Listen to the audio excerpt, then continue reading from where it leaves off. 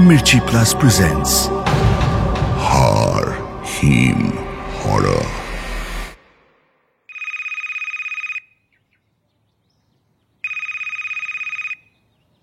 অঙ্কুশের ফোনটা অনেকক্ষণ ধরে বেজেই চলেছে।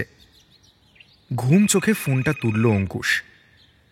ফোনের ওপাশ থেকে রিক বলল, দুপুরবেলা পড়ে পড়ে ঘুমোচ্ছিস? ওর তাড়াতাড়ি, স্কুটি নিয়ে বাড়ির নিচে আসছি। অঙ্কুশ কলকাতাতেই পড়াশোনা করে, গরমের ছুটিতে আবার বাড়ি এসেছে। রিক ওর ছোটবেলার বন্ধু।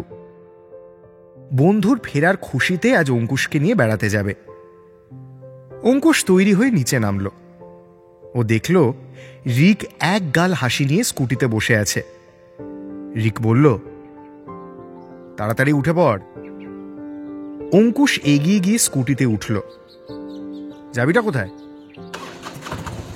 রিক স্কুটিতে স্টার্ট দিয়ে বলল, ডাউহেল, এই রাত হওয়ার আগে ফিরে আসবো কিন্তু।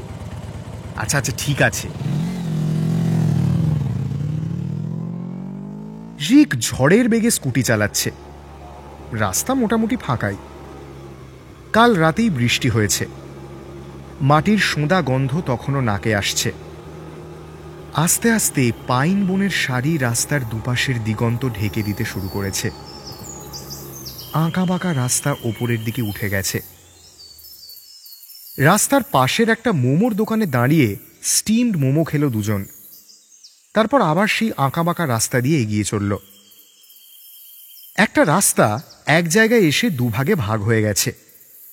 রিক বলল, এই বাঁদিকের রাস্তাটায় আগে গেছিস কখনো? অঙ্কুশ মাথা টাথা চুলকে বলল, না রে, মনে পড়ছে না। জানিসই তো আমি বেশিরভাগ সময় কলকাতাতেই থেকেছি, আর ছোটবেলায় ভয়ও লাগতো এই জায়গাটায় এসে। দিদা বলতো ডাউহিলের আঁকে বাঁকে নাকি অনেক ভয় লুকিয়ে থাকে। রিক বলল, তাহলে চ, এই বাঁকটাই নেব। কিছুটা দূর যেতে না যেতেই একটা ঘন কুয়াশা ঘিরে ধরল ওদেরকে। আশেপাশে কিচ্ছু দেখা যাচ্ছে না। শুধুমাত্র একটা আওয়াজ ওরা শুনতে পেল, একটা গঙের আওয়াজ। অঙ্কুশ বলল, মনে হচ্ছে আশেপাশে কোনো মনাস্ট্রি আছে না? আর একটু এগোতেই কুয়াশা একটু একটু করে সরে যেতে থাকল। রিক স্কুটি থামালো। একটা জায়গায় জঙ্গল কিছুটা কমে এসেছে। ওদের চোখে পড়ল কয়েকটা বাড়ি নিয়ে একটা ছোট্ট গ্রাম। রিক স্কুটি থামিয়ে বলল, কি অদ্ভুত, আমাদের এখানে এত সুন্দর একটা গ্রাম আছে, আগে জানতামই না। অঙ্কুশও অবাক হয়ে তাকিয়ে রইল। তখন বিকেল হয়ে গেছে। সামনে কয়েকটা ছেলে খেলা করছে। পাশে কয়েকজন মহিলা একে অপরের মধ্যে হাসাহাসি করছেন। আর কিছুটা দূরে দেখা যাচ্ছে একটা মনাস্ট্রি। একজন বৃদ্ধ ওদের কাছে এসে বললেন, কি এই গ্রামে নতুন নাকি? ঘুরে ঘুরে দেখুন, ভালো লাগবে।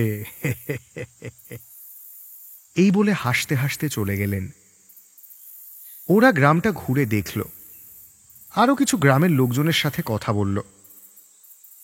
সবাই খুব হাসি খুশি, যেন এই গোটা গ্রামটা খুবই আনন্দে আছে। তারপর ওরা হাঁটতে হাঁটতে মনাস্ট্রির সামনে এলো।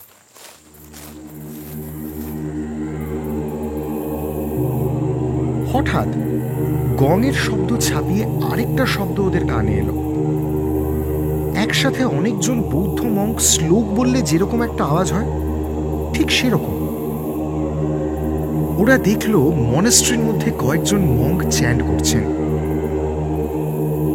একটা লাল আভা ছড়িয়ে পড়েছে চারিদিকে, আর খুব মাদকীয় একটা সুর ভেসে বেড়াচ্ছে। রিককে একজন লোক ঠেলা মেরে চলে গেল।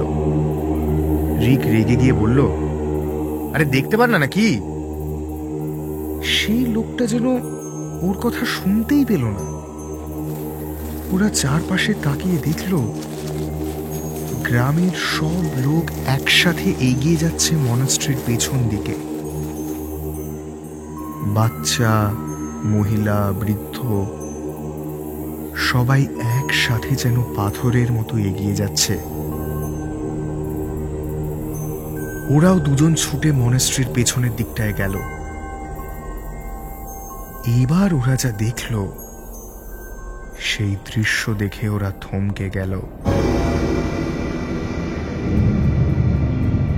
গ্রামের সব লোকজন পাহাড়ের একটা ধার থেকে নিচে ঝাঁপ দিচ্ছে। ওরা ছুটের সামনে এগিয়ে গিয়ে দেখল সেখানে একটা গভীর খাদ। মানুষগুলো যেন সম্মোহিত হয়ে গেছে। অঙ্কুশ আর রিক পাগলের মতো চেষ্টা করলো ওদের আটকানোর, কিন্তু পারল না। ওরা সবাই হাত পা ছড়িয়ে ঝাঁপ দিচ্ছে খাদে। রিক আর অঙ্কুশ আতঙ্কে জ্ঞান হারালো।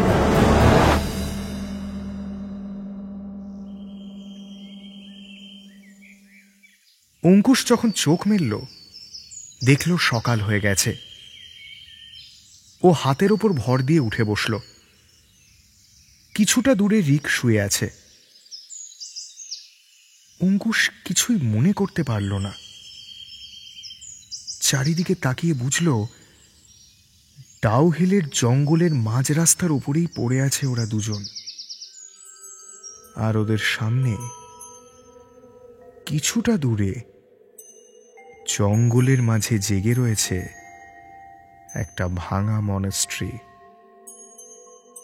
আর একটা গঙের মিহি সুর ভেসে আসছে সেখান থেকে।